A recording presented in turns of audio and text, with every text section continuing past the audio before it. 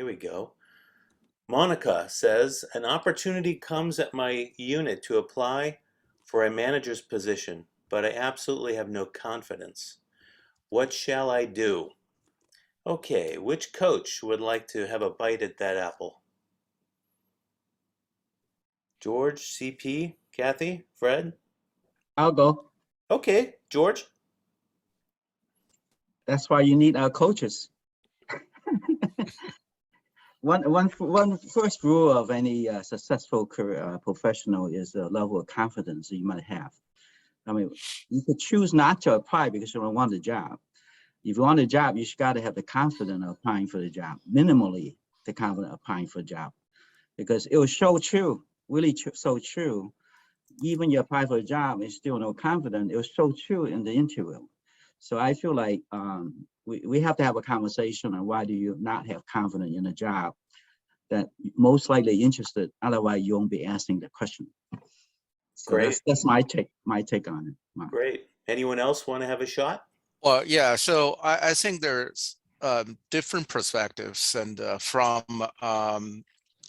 employees and to measure the job. One is, from the job description, you will see how much you match the job description.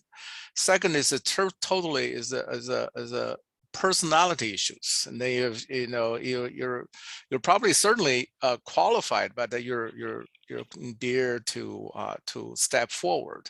That's personality issues. So that's why it's just like a comments that George said. You need a experienced career coach to help you to conquer that barrier of personality issues if you are qualified for that job.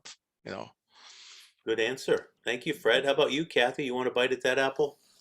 Yeah, I think regarding personality, Marc, you also, very professional doing the personality assessment. So I think very important to have the awareness, who you are, what you like to do, what you're good at. A lot of people don't realize, somebody just naturally good at something and has huge potential to develop. And some people just like myself, I started as an engineer. I'm not good at it at all.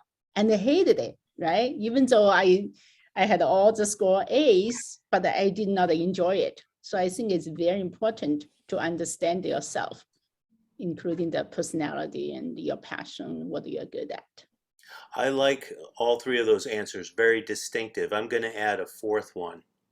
The fourth one is, if you have a career plan, you have an ambition for yourself, where you want to end up and what you want to do throughout that career, it will help force you out of the comfort zones that would make confidence a barrier. You would look at ways to attack the lack of confidence to push you forward, right? So having a career plan, and I know George has a whole stream of classes and articles about career planning, right? As do many of the coaches. But having that is, I believe, a valuable component to help overcome confidence issues. Okay, another question here. I feel I don't know how to manage people. As a manager, I have to manage a few staff. This will probably be the last free-form question, but that's the second one. So, Fred, you want to start on that one? Sure. Yeah, it is tough for people, especially they're not trained and to start with. I know a lot of people, especially a Chinese American, and start with the technical side, and then switch to the managerial side. And then unlike a lot of American people start with that kind of training from home, from school, and from their career planning.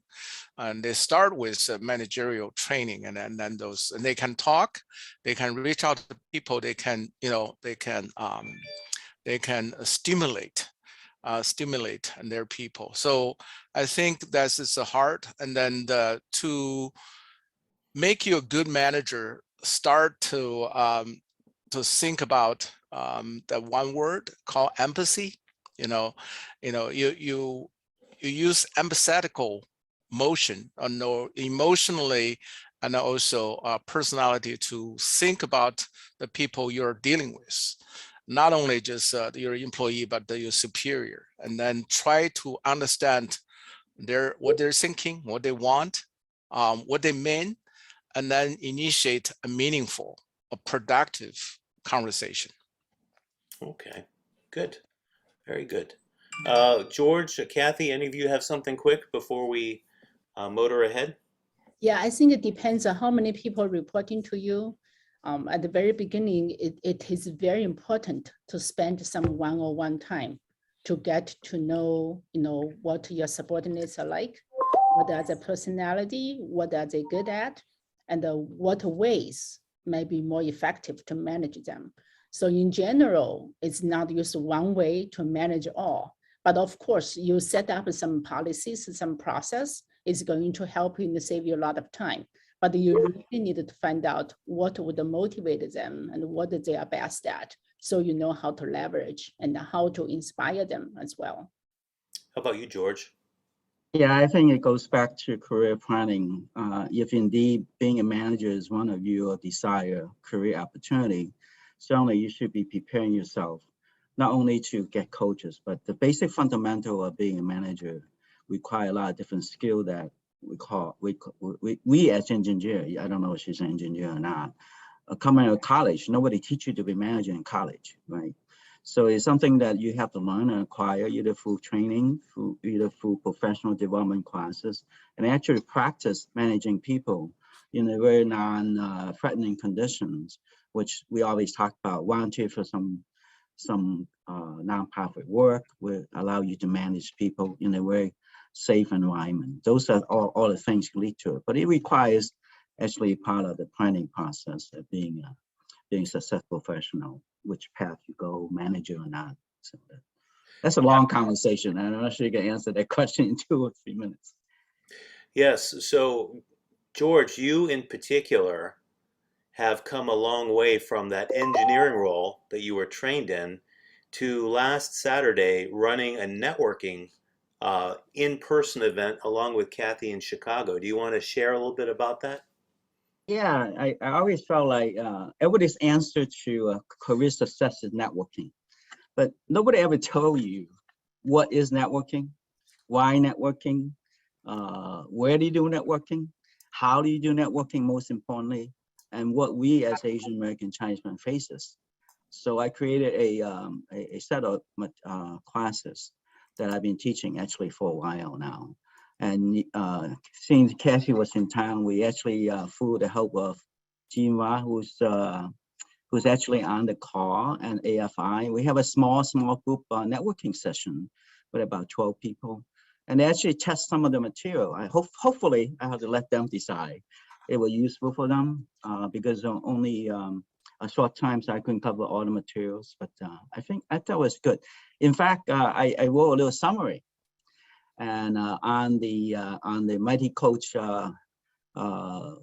resource page, everybody can look at it, and it does point you to the article on networking 1 and 2. That's explain my philosophy.